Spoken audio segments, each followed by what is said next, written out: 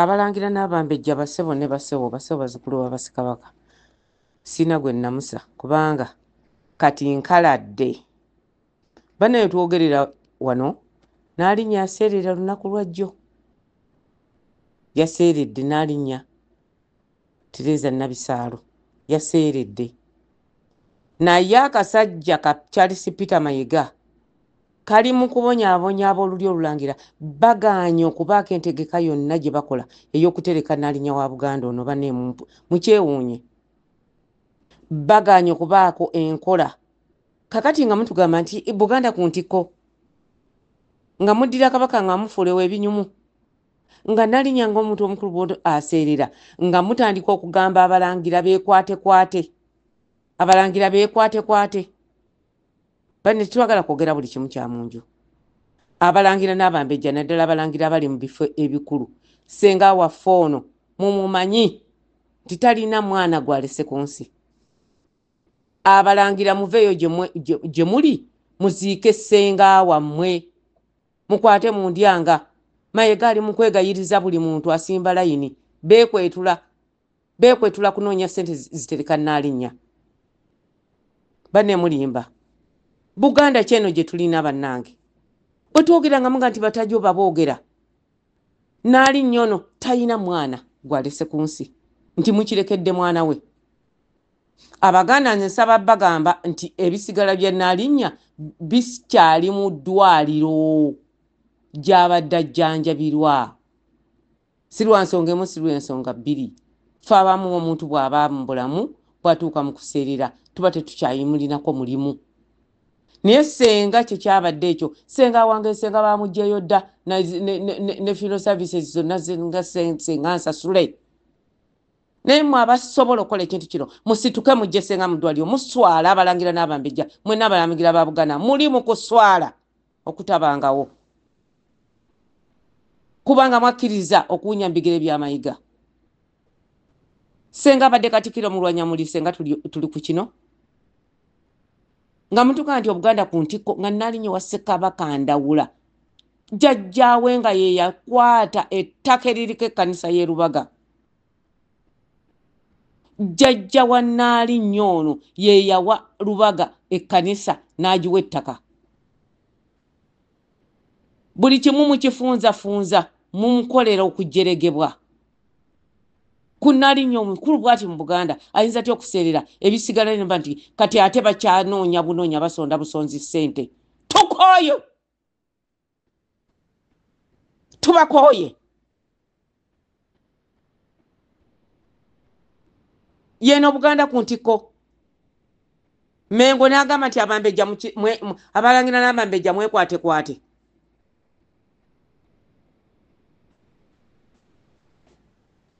bano bannabalamba baleega busukuttu muli mu ttaka ly'abajjajjaffe mutunda enkya n'eggulo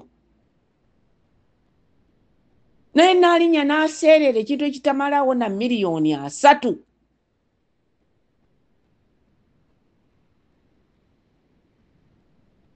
abamu ezo twali zitunguza mannyo senga nze mbadde enkola ku kukwata ensimbi ezitereka nga si buvunaanyizibwa bwange bwe nnina eri Obuganda tisisobola kukwata nsimbi za kutereka mugenzi n'alibadde ebyo byonna nabikoze dda naye kati Menge yetugamba nti abalangira n'abembejja mwekolemu omulimu kunnaalinya wa Buganda Mayiga kwata ensimbi nti bakyagenze kwegayirira kwekwetula Obwakabaka obumaze emyaka 32 nga tewali nteekateeka yonna nnuŋŋamu esobola kuteeka bannaalinya nga ne Ssaabasajja Kabaka Muwenda Mutebi yali tannajja ku Namulondo nga tulina enteekateeka etereka abambejja n'abalangira ne bannaalinya Mayiga gye yasaanyaawo kaakati abantu mututadde mu kubeera basabiriza mu Bwakabaka obw'abajjajjaffe bwe babazimbira mwe bwe mugaggaliddemu mbu ow'ekitiibwa simanyi kiyimba ow'ekitiibwa Nuuwa biki bonna batavujja na butavujjanyi tebayina system gye bakola tebayina kintu kirungamu kye bakola bwe muvaawo nti ffe twagenze bwa mukulu wa ggwanga omukugulu wa ggwanga ali ludda wa atalinaawo kintu kyonna kyategeka kiyamba bantu mukyalo omukadde ono myaka gye 12 nabadde njibaze bubi yazaalibwa 1923 omwezi gwa January olunaku nga lumu avudde mu nsi mu mwaka omwezi gwa January Gatonya nga 7 omwaka 2025 gye myaka 12 gyamaze mu nsi naye kati ensi yonna nze ndajanira Abaganda naddala abalimu empeke nti mukwate ku ssente muyambe Mayiga mu abamutijjisa abamutuwanira bulijjo tubaga nti omusajja yatuttattana temuwulira abatutijjisaako kyali Peter Mayiga mukwate ensimbi mugende musasule plus mukole mutya musasule funeral home omubeja teekebwa mu kitiibwa kye kimusaanidde naye maama baakedde omuntu eyaseerera jjo bakyakonkomalidde mu malwaliro balina nsimbi ziva wa Mayiga bukulembeze eky'obutabaamu nkola ya bintu nkola nnungamu ya bintu buli kye mwasangawo nga bakiteekateeka mwakijjawo bannanga Obuganda nze mbulaajanira muveeyo mwekwatekwate atamanyi nnaku eri Magombe yamma omufu olubugo ezo ngero z'abajjajjaffe Abaganda naye tetujja kubeeranga wano kusabiriza Issa abasajja nnyini kiggwa yakiweebuula kati Nnaalinnya Nabisaalwa ali mu kuweebuula obwakabaka bwammwe kubanga obwo obwakabaka bw'Abannalwanda obwakabaka obw'Abaganda babusaanyizzaawo naye obwakabaka bw'Omunnalwanda Mayiga ali ku bwakatikkiro ebyo bye bukola ayi Ssaabasajja nsensebuse kuba ndi mukawuufu nnyo ono Nnaalinnya ankwatako nnyo naye nsensebuse kubanga obusungu bubula okututta n'olaba abakazi abakulu nga bigenda bijenjebuka binnamuddebere temuli magezi mbu Nnaalinnya gundi bwe baginika amannyo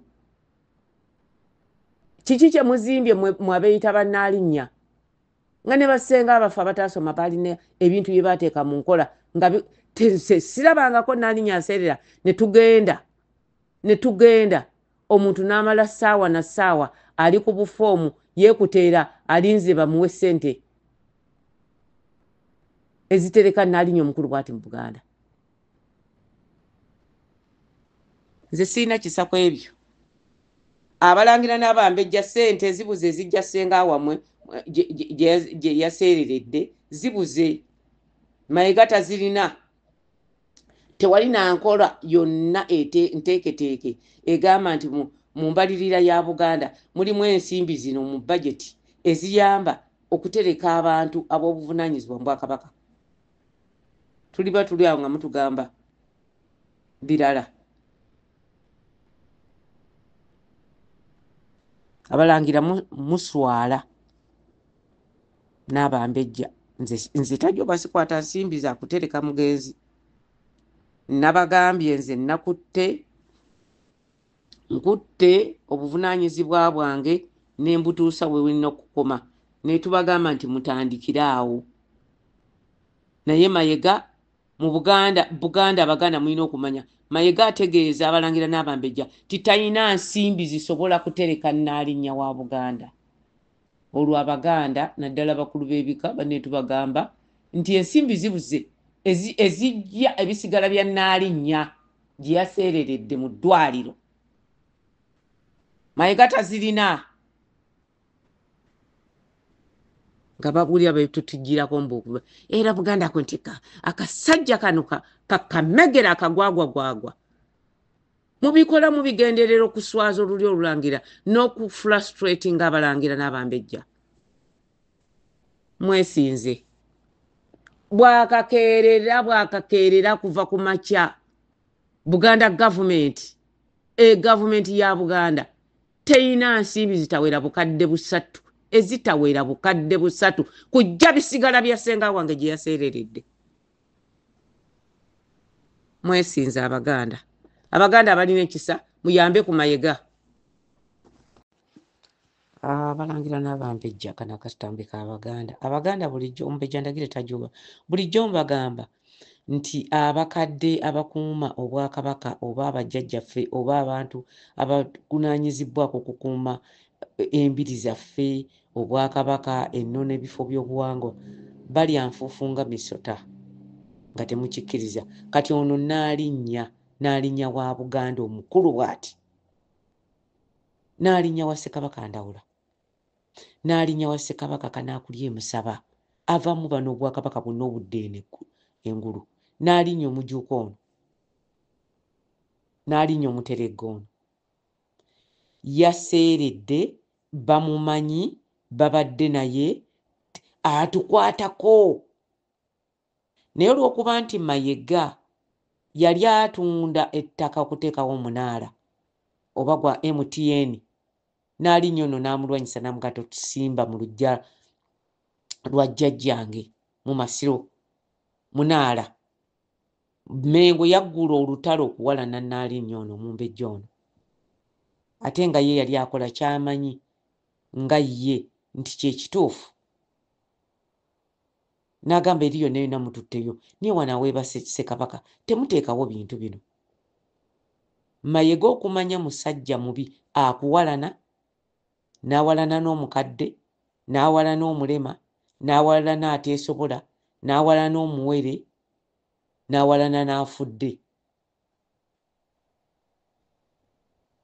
Lekeraawo omutima omubi Charles Peter Mayiga, tukukooye lwa mutima mubi.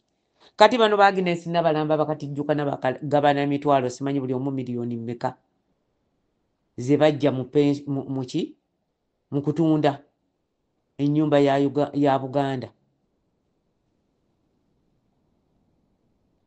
Essente bwe baazirya tebasobola batugamba nti bannaalinnya baleega enganja bagenda basugumbiza. Baagala nnyo babawe ebitiibwa nga muyisa bwe mutyo bannaalinnya bannammwe abalala. Basenga bamwe nga bayisibwa bwe batyo nga mukola okuswala bwe mutyo. Bannanga Abalangira buli ali gyali muswala n'alinnya ebisigala bye biremedde mu ddwaliro kubanga ababadde bayimirirawo baakomyawo olw'obuvunaanyizibwa n'ennono ezibakwatako tebasobola kweyongerayo. Kaakati Obuganda n'oluli Olulangira luli mu kuswala nti ebisigala bya Nnaalinnya Mayiga agambye Abalangira beekuŋŋaanye babikoleko. Buganda terina nsimbi zitereka Nnaalinnya. Ayi Ssaabasajja senga wono talina mwana, naawe kimanyi teyaleka mwana, teyazaala. Lwaki ayisibwa bw'ati ng'amaze okuseerera olw'akasajja Kamayiga? N'abo abeeyita simanyi baminisita b'Emmengo simanyi baki, n'okubika obubisi okubikira Obuganda nakyo ne kirema. Jjajjaffe Ayi Kasujju Lubinga, jjajjaffe Kasujju Lubinga, tuli bennyamivu nnyo, batujjeemize. Mwesinze. Abalangira n'Abambejja Abasebo ne Basebo abataka abantuukiridde Omumbejja Ndagire tajuuba ab'olulyo Olulangira baneesi siina gwe namusa, siina gwe namusa. Ntunula bijiijidde ng'embuzi ekaabira amalagala, ensonga mugimanyi. Abalangira n'Abambejja mumanyi bulungi embeera zange era nze muntu atagaana kukwata nsimbi. Singa tewaabaddewo bukwakkulizo bundiko, senga wange senga namugye dda mu ddwaliro, senga wange senga yatuuse dda gy'anaagalamizibwa, senga wange senga buli kimu kisasulire, naye sisobola, emikono mikwate. Njagala okutegeeza Abaganda naddala Abalangira abambuuza. Abalangira Mayiga baatuuka nga baleeta omunaala. Omunaala gwani? omunaala gwa MTN nga baagala baguzimbe awali amasiro ga Ssekabaka Kiweewa emasanafu. Jjajja Wamwono Ssekabaka Kiweewa emasanafu mwana wa Muteesa ow'olubereberye era ye mukulu wa Ssekabaka Mwanga, ye mukulu wa Ssekabaka Kalema n'abalangira abalala bonna abazaalibwa jjajjaffe ono Muteesa Walugembe Kajumba e Kasubi. Nsaba okubategeeza nti Mayiga yakoze kino kigenderere kubanga omukyalo ono yabalemesanga nnyo nga baagala okutunda emasanafu. Bwe yakaddiwa ne bafuna obudde obutundawo, empalana Mayiga n'agitereka. Y'ensonga ebaganye okubika ssenga w'Abeenoono. Era Mayiga ye yasalawo nti Abambejja n'abalangira bonna balina kuba baana ba Ssekabaka Muteesa owookubiri bokka n'abaana ba Kabaka Mutebi. Ebintu bino mbibagambidde emyaka 5 kati mulaba bwe bifaanana. Naali nnyo ono mukulu nnyo nnyo nnyo. Kitaawe eyazaala naali nnyo oyo be bantu abaazimba ekkanisa y'e Lubaga. Ettaka lya jjajjaawe jjajja wa naali nnyo ono ye yali waayo. Kubanga awo Lubaga bamuyita Lubaga ye yali Musaba. Era bwe bagamba nti kanaakulya Musaba, kanaakulya w'e Lubaga gye bayite Musaba. We baamujja jjajjaffe ono okumutwala e Busiro mu masiro gy'ali. Era naali nnyo ono ssenga we gwe yasikira ye yajjulula Ssekabaka oyo okumutwala mu Busiro gy'ali kati. Kanaakulya Musaba omwana wa Ssekabaka ajjuuka e Bujuuko. Ono naalinnya ssenga waffe si Mumbejja w'ebbali n'akatono. Bano abantu bo bakikola kigenderere. Ate neewunya ne gavumenti ya wakati kubanga twagiraajanira dda nti twakoowa omusajja Mayiga ffe bintu byaffe bya nnono. Tetwagala mmundu zammwe, tetwagala ttanka, twagala bintu byaffe bya nnono. Kati ssenga waffe ono ng'aseerera, ng'amala okuseerera bw'ati tetubanenya kubanga bw'abadde omulamu mubadde temufaayo. Era nga famire ye yeemufaako. Balangira n'Abambejja nga be bafa ku ssenga waabwe. Gavumenti y'e Mmengo nabagamba nti abakazi abakyala abakuuma amasiro e Kasubi gavumenti ebawa $3.5 omwezi mulambe eya Buganda. Abakazi ne mbaga nti balya nfuufu nga misota. Abaganda temutulekerera, Obuganda babutwala. Olwo olulangira balusaanyaawo. Abalangira abakulu nabo bibasobera eka ne mu kibira. Kubanga ejjoogo lyayitirira erya Mayiga. Mayiga ogaanye owalana atya omukyalo ow'emyaka 12 n'omuwalana ng'avudde mu nsi. Nze nsaba okutegeeza abalangira n'Abambejja nti ensimbi zino tezibeera ntono bwe zityo. Zisingawo, niye ensimbi endala zaabadde zaasasuddwa dda. Naye olw'okuba nti waliwo ensonga ez'ennono ezituziyiza abamu okukola ebintu bino byonna tebyali baddewo era tewali badde okwegayirira b'e Mmengo wadde okwegayirira Mayiga. Naye nga buvunaanyizibwa bwa Buganda, buvunaanyizibwa bwa Kabaka wa Buganda okufa ku bassenga be. Buvunaanyizibwa bwa Lubuga abaira Omumbejja abawaŋŋamye ali mu butuufu mu kifo kya Lubuga wa Buganda atali ono Nabalambo mwana wa Lusimbi Mpanga. Bano tabafaako kubanga tabalinaako buzaale.